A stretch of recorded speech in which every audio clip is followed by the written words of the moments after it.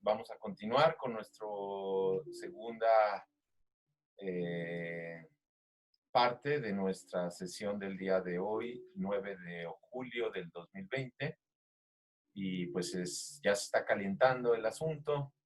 Entonces ya no sé qué estaba pasando anteriormente.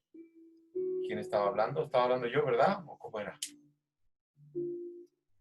Bueno, nada más creo que estaba hablando de esta cuestión de la presencia. Me da la impresión que la visión del mindfulness, así como se está planteada por Kabat-Zinn y por la perspectiva budista, eh, mm, viene, por eso me gusta, porque viene desde la cabeza. Es como un intento, igual que también David Bohm, porque es científico, viene como de un intento de atender a la desproporcionalidad de la cerebralización del mundo. Y me parece una intención muy sanadora, muy reproporcionalizadora, muy humana, compasiva, empática, de atender esta dislocación hiperintelectualizante que tenemos los humanos para poder reproporcionalizar nuestro cerebro, conectarlo con todo el cuerpo, y el plus es poder contribuir a generar un mundo de lo intelectual y de lo mental, y ahí tiene que ver con lo que decía Irán, de la cuestión del chikun emocional. O sea, sabemos que hay una correlación profundamente directa entre lo intelectual, lo emocional y lo corporal. Entonces, me parece que este trabajo de la presencia es un trabajo muy profundo para poder construir ese espacio más suave, más más de aceptación de lo que está ocurriendo. Sí, si bien, como bien dijo Lorena, esta visión de que práctica de la presencia es estar ahí siendo en un lugar, digamos, en un monasterio donde nada feo ocurre, ni no, no, no, no. Es en la vida cotidiana, en lo que está sucediendo, pero, y eso es también otro valor de la práctica de la presencia, que reconocemos que vivimos, como lo dice Kabat-Zinn, en un mundo moderno, patriarcal, de tanto apuro, de tanto pragmatismo, de tanto corre-corre, de tanto descuido, que lo que nos propone la práctica de la presencia son pequeños momentos, ¿verdad?, en los que podamos reiniciar este reconocimiento de lo que estamos siendo en tanto estamos respirando. Pero para mí la diferencia, desde mi perspectiva, es que no intenta quedarse allí. Y eso es lo que me encanta de Kabat-Zinn. Eso es con la intención de no convertirnos en unos monjes, sino de vivir lo que hacemos: cocinar, bailar, enojarnos, de no tener dinero, angustiarnos, estar en la vida cotidiana, llenándola de una presencia, pero no virginal, monacal, budista, así, sino una presencia profundamente humana, profundamente imperfecta, profundamente conectada con la vida real.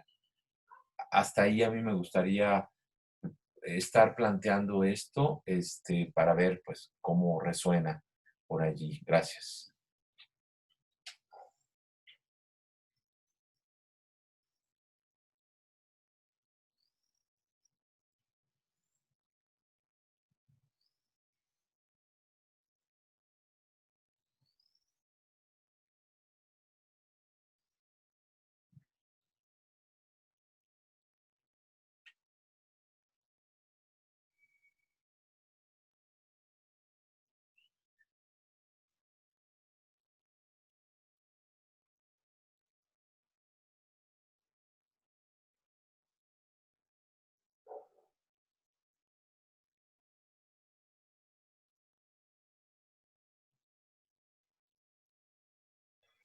Además de que a mí me parece que es un trabajo, pues un poco, yo siempre tomo mucho de ejemplo lo que plantean los alcohólicos anónimos.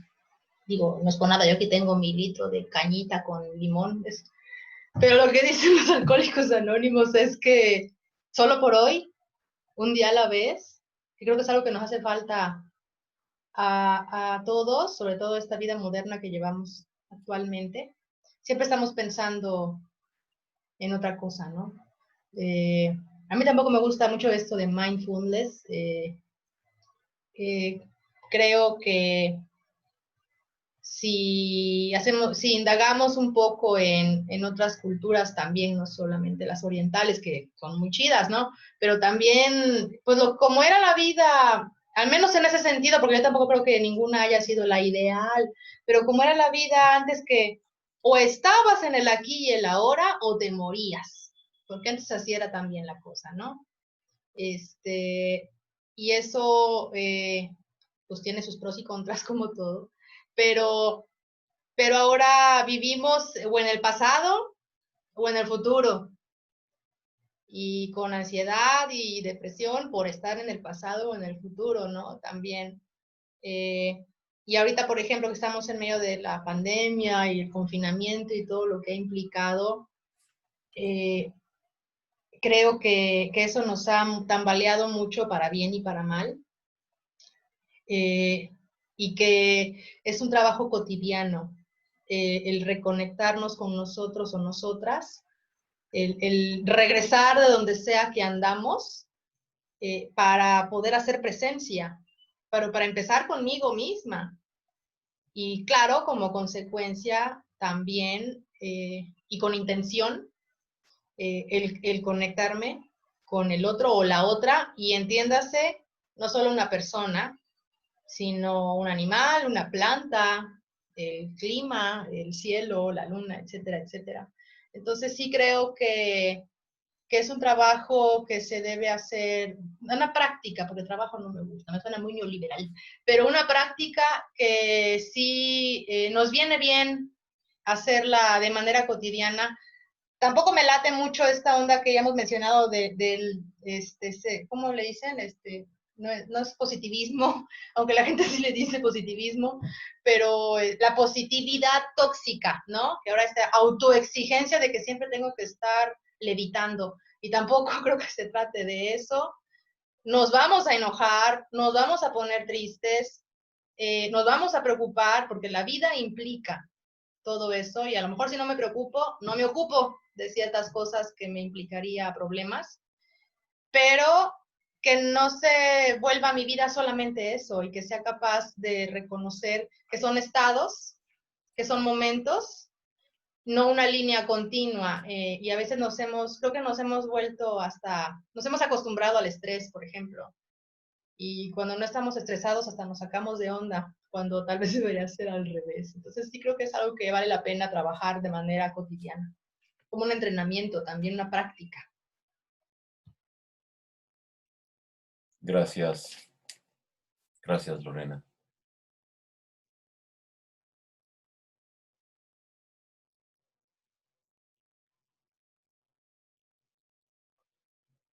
Yo a ese respecto me gustaría tomar, si algún día viajara lejos, realmente el lugar a donde siento una enorme alegría, y si lo hiciera prepararía un viaje realmente maravilloso, o sea, lleno de contenido, lleno de personas hermosas, que estableciera relaciones para poder visitarlas en sus espacios cotidianos, no ir a turistear, es África. Y creo que tiene que ver con lo que dice Lorena. Yo me he interesado mucho por África, y me gusta mucho esta visión de la presencia de cómo viven los pueblos africanos, ¿verdad? Sin tanta parafernalia como los hindús o los pueblos orientales, que no tengo nada en contra de eso, me he nutrido mucho de estas cuestiones, pero es esta visión más, de la danza africana, de estar A ver si ahorita encuentro una música que hay de cómo cantan las personas en las pequeñas aldeas africanas cuando están moliendo el ma- el- los granos.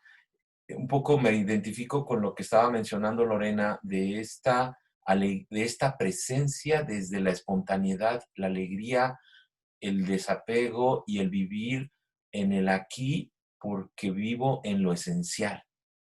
Y a mí me parece que las culturas africanas son maravillosamente espontáneas, sintetizan mucho, pues no por nada los seres humanos venimos todos de allá, ¿verdad? Y allá han estado conectados con lo esencial desde siempre, y por eso han sido tan despreciados, tan esclavizados, y ahora, por ejemplo, con el COVID, los europeos no entienden, o sea, para los europeos, oí por ahí alguien que decía, pues un africano es siempre un pobre muerto de hambre al que hay que ir a tirarle un pan para que no se muera. No pueden entender que los africanos pueden tener otras maneras de resolver las cosas. Y de hecho les comento que en Mozambique, que ¿cómo se llama? Madagascar, en Tanzania, en varios países, están abordando el COVID desde la herbolaria, desde otras dimensiones, y la OMS y Estados Unidos y los europeos no pueden entender que no los africanos estén ahí esperando la vacuna, ¿verdad? Y que estén adoptando medidas completamente diferentes. Y esto tiene que ver con esta visión más desenfadada, más apegada a lo esencial, más vital que luego se vive en este tipo de culturas como las africanas, como quizás también en algunos países de Latinoamérica. Entonces, a mí me gusta rescatar esta visión de la presencia como esta alegría gozosa de estar presente en lo que está ocurriendo.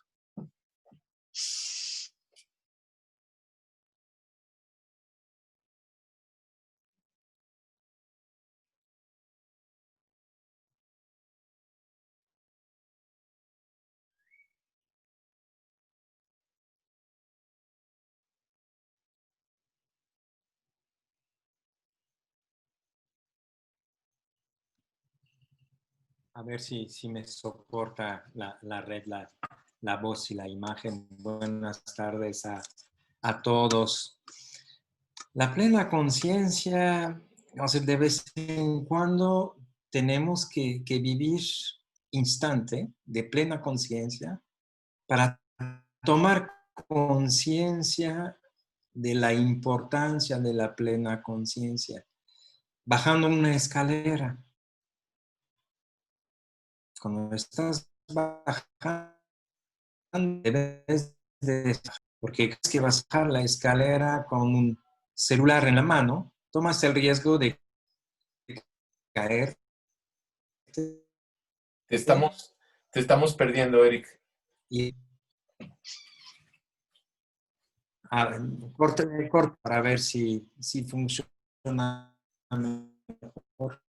Decía, la plena conciencia la tenemos en carne y hueso para tomar conciencia. Y tomo el ejemplo de bajar una escalera. Cuando bajas la escalera, debes de estar en lo que estás haciendo, bajando la escalera. Y si quieres platicar o si quieres consultar tu celular, tomas el riesgo de caerte y de romperte un tobillo. Por experiencia propia, pues mi plena conciencia se ha tenido que extender hasta estas acciones cotidianas. Olvidamos que cuando comemos, debemos de en la acción de comer. Cuando estamos caminando, debemos de estar presente en la acción de caminar. Cuando estamos escuchando, tenemos que estar presente en la acción de escuchar. Y siento que muchas veces olvidamos lo simple que puede ser la plena conciencia. No es entrar en una meditación profunda y sentir, pero es al diario, como decir, en cada instante, poder tener todos nuestros sentidos abiertos, lograr hacer observador y este momento de poder actuar o reaccionar en consecuencia. Y yo durante un tiempo, vamos a decir, hay cosas a las cuales no creía. Y finalmente, de estar en plena conciencia, logras escuchar de vez en cuando tu ángel de la guardia. Y él te dice, cámbiate de lado. Y tú podrías resistirte, pues estoy en bicicleta, estoy bien del lado derecho, ¿por qué me voy a cambiar de lado? Finalmente dejas de luchar, te cambias de lado y 3 minutos después te cruzas un autobús y al momento que tú cruzas el autobús te sale un perro del lado derecho. No te hubieras cambiado de lado, te hubieras estrellado contra el autobús para evitar el perro. Lo he vivido. Por eso, vamos a decir, siento que en mi caso he tenido que vivir en carne y hueso algunas experiencias para poder tomar en serio la importancia de la plena conciencia. Gracias.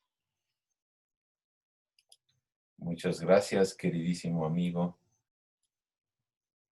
Seguimos en esta entreverado que se está poniendo cada vez mejor. Adelante.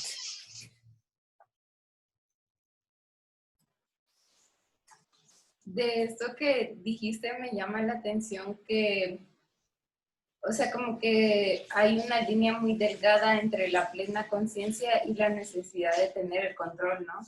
O sea, como de sentir que estamos controlando no sé, nuestra respiración, que es algo que realmente no lo pensamos, simplemente lo hacemos, o de sentir que estamos controlando, no sé, el coche, cuando aprendes a conducir, o sea, tienes que tener plena conciencia sobre dónde estás pisando el acelerador o el freno o el clutch, lo digo porque apenas aprendí, entonces tienes que estar como muy pendiente de cada cosa que haces, pero a medida lo vas aprendiendo hay una cosa muy automática en la que ya no necesitas estar muy pendiente de qué estás pisando y ya nada más te vas fijando en las calles, te vas fijando en todo, pero ya no necesitas tener ese control absoluto de voy a poner mi pie en este lugar, ¿no? Entonces como que siento que hay como una línea muy delgada entre una y otra cosa, que quizás ahí es a donde podemos identificar qué es lo que estamos teniendo, si una necesidad de control o si realmente es nada más, o si realmente es que estamos atentos al momento. Esto yo creo que tiene que ver quizás con las sensaciones que experimentamos en nuestro cuerpo, de que si, por ejemplo, cuando es una necesidad de control, estamos estresados por lo general, ¿no? Pero cuando es que estamos atentos a lo que está sucediendo, pues nos sentimos relajados y simplemente estamos atentos. Pero creo que eso quizás ahí es donde yo encontraría como la utilidad de esta práctica de estar presentes, porque creo que esta práctica de estar presentes nos permite entender los movimientos internos, o sea, donde se están experimentando pues enojo, alegría, todo. Entonces cuando calmamos esas emociones nos permiten quizás experimentar el presente y esta tensión, esta conciencia de lo que estamos haciendo sin dejarnos llevar por lo que está pasando dentro, porque ya logramos quizás pues como calmar un poco las emociones y el movimiento que está sucediendo internamente. No sé. Gracias, gracias, Andrea. Aprovecho para decirles que tenemos desde la sesión pasada la propuesta de cuando querramos a lo largo de la sesión entrar en el WhatsApp y alguna frase, algún sentipensar que nos causa impresión, escribirlo para que vayamos generando in situ a lo largo de la sesión una memoria de los saberes que van ocurriendo y ya sabemos que al final también nos daremos un momento especial para escribir ya lo que nos llevamos de la sesión. Entonces las y los invito a que en cualquier momento entren en el WhatsApp y escriban una frase que refleje algo que estén capturando en ese momento. Seguimos.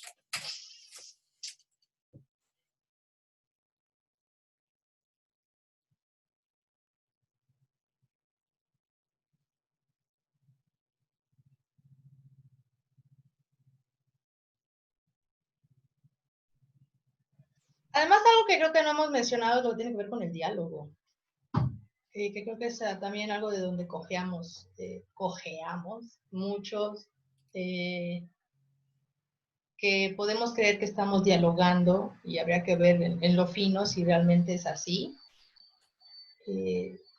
Y yo vuelvo a hablar de la empatía, de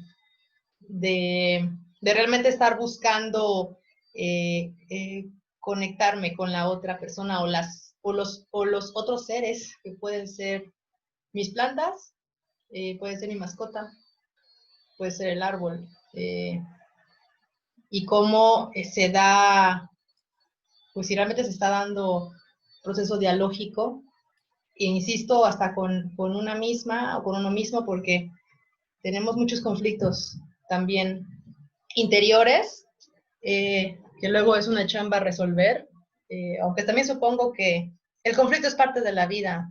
Abran cancha. Qué fea cara, perdón. Y, y bueno, creo que se requiere humildad también y es un ejercicio constante replantearnos o valorar si realmente me estoy entendiendo o si realmente tengo la intención de entenderme conmigo misma o con las otras personas o seres con quienes yo esté interactuando. Y ahorita, por ejemplo, pues se ha agudizado yo creo que todo esto porque estamos en confinamiento, unos más, unos menos, como sea, pero definitivamente pues la mayoría estamos resguardados, y nos estamos viendo obligados o obligadas a estar o con nosotras mismas o nosotros mismos o con esos seres con los que cohabito y que probablemente ahorita estoy redescubriendo. Entonces también creo que este tema del diálogo y como lo plantea David Bohm, además que es muy complejo, lo digo en buen sentido, ¿no? No es tan simple como este esquema que nos ponen a todos, creo que en la prepa, de la comunicación, emisor, receptor y un mensaje. Si fuera tan sencillo no tendríamos tantos problemas y los psicólogos no tendríamos tanto trabajo. Gracias, gracias. Adelante.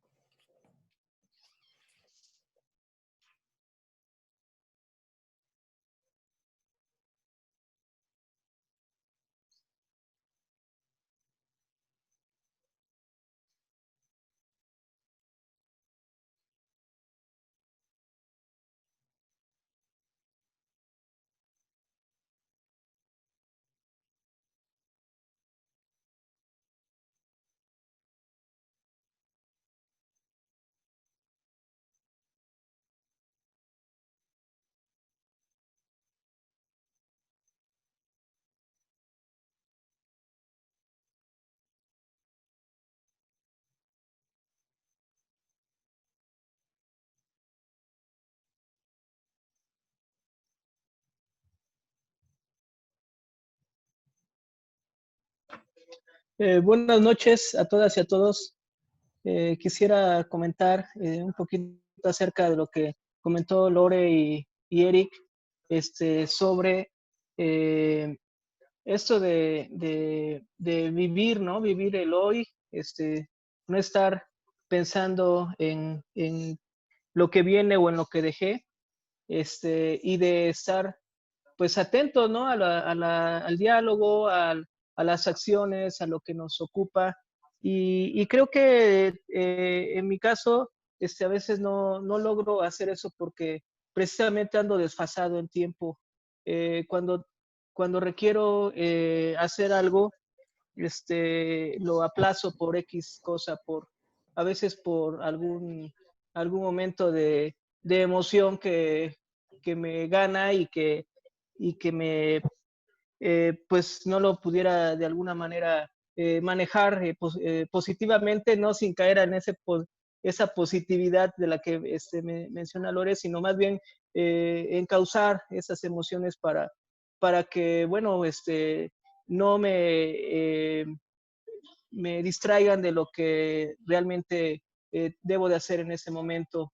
Y entonces, en cada momento va uno como que dejando tareas o momentos o espacios para percibir, para sentir, para darse la oportunidad de meditar, pues de sentirse, porque viene uno arrastrando actividades pendientes, pendientes, pendientes. Entonces va uno generándose estrés.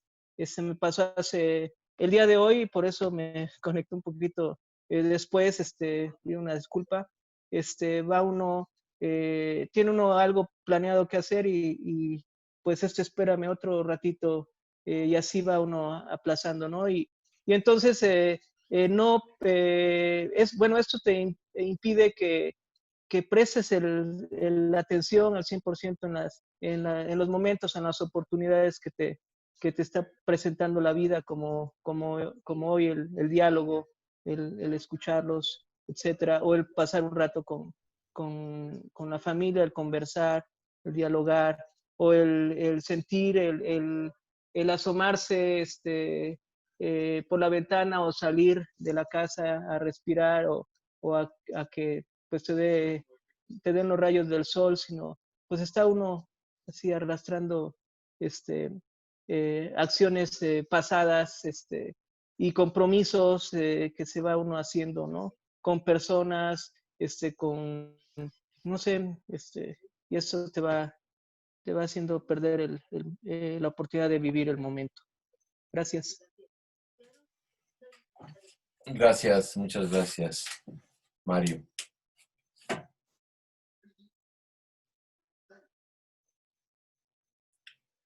Yo quisiera retomar el asunto del diálogo porque ya empezamos como por la cuestión del mindfulness, de la presencia, y ahora hemos estado andando un poquito por la parte de la visión del diálogo.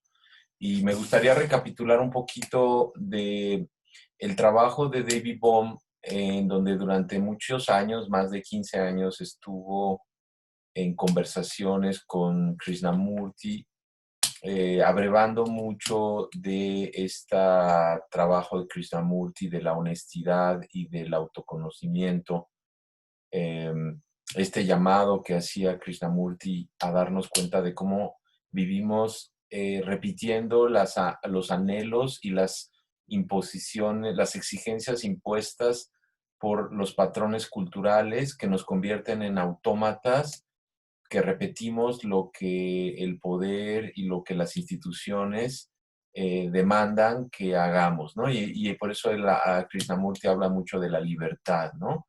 Esa luz que hay en ti, de la opresión de la educación. A partir de ahí, David Bohm se da cuenta en la física, en el conflicto que habría entre Einstein y Bohr, por la imposibilidad de la apertura hacia la suspensión, ¿sí? Hacia darse cuenta que las opiniones son eso, paquetes de ideas, creencias que uno proyecta hacia el mundo y que mientras que sigamos en el ping-pong de la discusión, de la argumentación, de la defensa de nuestras ideas, no podemos abrirnos hacia una libertad creativa. Luego David Bohm trabaja con Patrick De Mare, que es un psicólogo social que fue de los pioneros en la creación de los trabajo de grupal en grupos de mediano tamaño, de entre 10 y 40 personas. Y bueno, David Bohm es paciente de Patrick De Mare durante un tiempo, pero también pues en la relación que tenían paciente-terapeuta, David Bohm empieza a participar en los grupos de Patrick De Mare y en la visión del psicosocial de que no es posible y no es sano de fondo el planteamiento de la atención terapéutica uno a uno nada más, sino la necesidad del trabajo grupal y de la cuestión sociocultural o psicosocial, en donde los procesos que también nos están determinando en cómo simbolizamos y reaccionamos emocional e intelectualmente ante lo que pasa, están muy codeterminados por la cultura a la que pertenecemos. Y solamente en procesos colectivos, que era lo que decía Patrick De Mare en su libro Koinonia, que lo tengo por aquí, se pueden desconstruir estos apegos inconscientes a patrones culturales de los cuales no me percato y poder generar una transformación creativa desde la colectividad. Entonces, lo que hace David Bohm es unir la visión de Krishnamurti con la visión de Patrick De Mare y generar la idea del diálogo como un espacio participativo en donde a través de la suspensión y de la libertad que puede surgir a través del autoconocimiento, como lo planteaba Krishnamurti, pero que se quedaba, en el caso de Krishnamurti, en una cuestión solipsista, porque Krishnamurti siempre le está hablando nada más a la persona, ¿verdad? Llevarlo a un espacio de un círculo de diálogo, como un experimento, como decía Eric Ubrom, así como la escalera, yo con la escalera, pero lo que imagina David Bohm y que hacia mediados de los 80 lo empieza a llevar a cabo es cómo esta necesidad o posibilidad de la apertura hacia una actitud dialógica cobra una dimensión completamente diferente cuando lo hacemos en un pequeño espacio psicosocial que está representado por el círculo de diálogo. Y entonces ahí David Bohm plantea que a través de los círculos de diálogo podemos tener pequeños espacios en los cuales podamos vernos en la posibilidad de darnos cuenta de la necesidad de la presencia para poder lograr, como decía Lorena, entrar en la posibilidad, porque no es una garantía, de una comunicación más honesta y más desde un autoconocimiento. Y ahí me referiría a lo que plantea Fina Sanz como autoconocimiento, ¿sí? También, que tiene que ver con lo que planteamos al principio, ¿no? De presencia, no como una exigencia de perfección, sino como una apertura a lo que estoy siendo y lo que plantea David Bohm, a las pequeñas reacciones que se producen en mi cuerpo cuando tengo la sensibilidad de percatarme que me molesta la opinión de alguien o que me siento apegado a la opinión de alguien porque me gusta. Y entonces se puede producir ese chispazo de la suspensión que permite escuchar las palabras y las vibraciones, abrir el corazón para percatarme de lo que está más allá de lo que la racionalidad a través de este juego de ideas puede ver, que tiene su valor, pero que tiene su limitación, y que es lo que David Bohm llama la discusión, y abrirnos hacia la posibilidad del diálogo. Quisiera terminar diciendo que precisamente cuando hace unos 10, 15 años, en los círculos de diálogo que hacíamos en las oficinas de la universidad, me empecé a percatar que se producían estos espacios de apertura y me llamó fuertemente la atención que la mayor parte de las personas lo llevaban a su ámbito familiar y personal del autocuidado. Y fue donde me surgió claramente la visión de que los círculos de diálogo podían convertirse o ser un espacio de círculos de salud, ¿verdad? Porque al trabajar el chikun, el movimiento y respiración para la salud, que es algo, por ejemplo, que el mindfulness no trabaja como tal, como lo plantean, porque es algo que es únicamente a través de la respiración y de tal, pero no, como mencionaba Irán, no hace este trabajo de dinamización de la energía, de la respiración y de darle al cuerpo, a los músculos, a los tendones, al movimiento, la energía que el sistema humano requiere.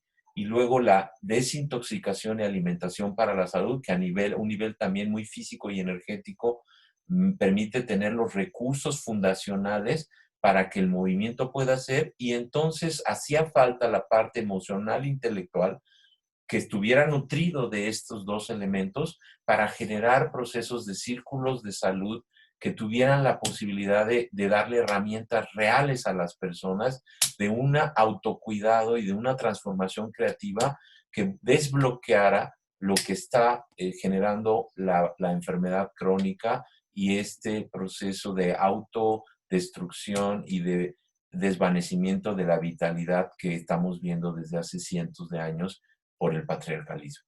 Entonces, quería decir cómo surge toda esta vinculación que hicimos entre el diálogo, ¿verdad? La propiocepción, la liberación de las ideas de que estoy enfermo y de que no puedo cambiar y de que tengo ese mal, ese cáncer adentro, o de que yo soy así, tengo estos patrones y no los puedo cambiar, ligado a todos los demás aspectos de lo físico, lo emocional, lo intelectual, lo espiritual, para generar el trabajo colectivo de una comunidad de aprendizaje, que es lo que es realmente un círculo de salud integral.